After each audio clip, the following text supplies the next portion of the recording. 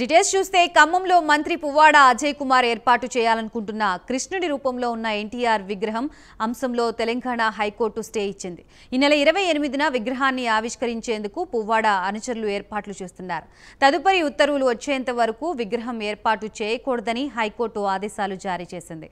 ఈ విగ్రహం ఏర్పాటుని వ్యతిరేకిస్తూ శ్రీకృష్ణ జాక్, ఆదిపట్ట కళాపీఠం, భారతీయ యాదవ సంఘం తదితర సంఘాలు 14 పిటిషన్లు దాఖలు చేశాయి.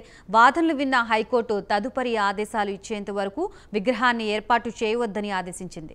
ఎన్టీఆర్ విగ్రహాన్నైనా పెట్టండి, లేదంటే కృష్ణుడి విగ్రహాన్నైనా పెట్టుకోండని హైకోర్టు సూచించింది.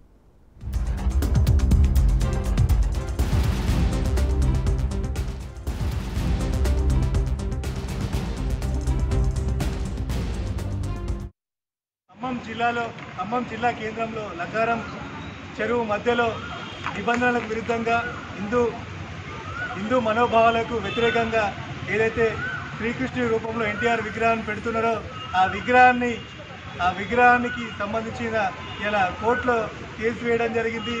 ఇలా తీర్పు కూడా ధర్మం వైపే తీర్పు రావడం, దాని విషయంలో ఇలా కోర్టు స్టే ఇవ్వడం జరిగింది. దీనికి సహకరించిన మా న్యాయవాదులు చలకాని వెంకట్ యాదవ్ గారికి, అదేవిధంగా రమేష్ యాదవ్ గారికి, సత్యనారాయణ గారికి, అదేవిధంగా ఏదైతే ఈ యొక్క సమస్యను సమాజానికి చూపించినటువంటి పత్రికలకు, అదేవిధంగా మీడియాకు అందరికీ కూడా శ్రీకృష్ణుడు మా భారత యాదవ సమితి తరఫున కృతజ్ఞతలు తెలియజేసుకుంటూ, ఏదైతే ఇక మిగతా విగ్రహాలు ఉన్నాయో ఆ విగ్రహాలు తీసేసే వరకు కూడా ఈ పోరాటం ఆగదు.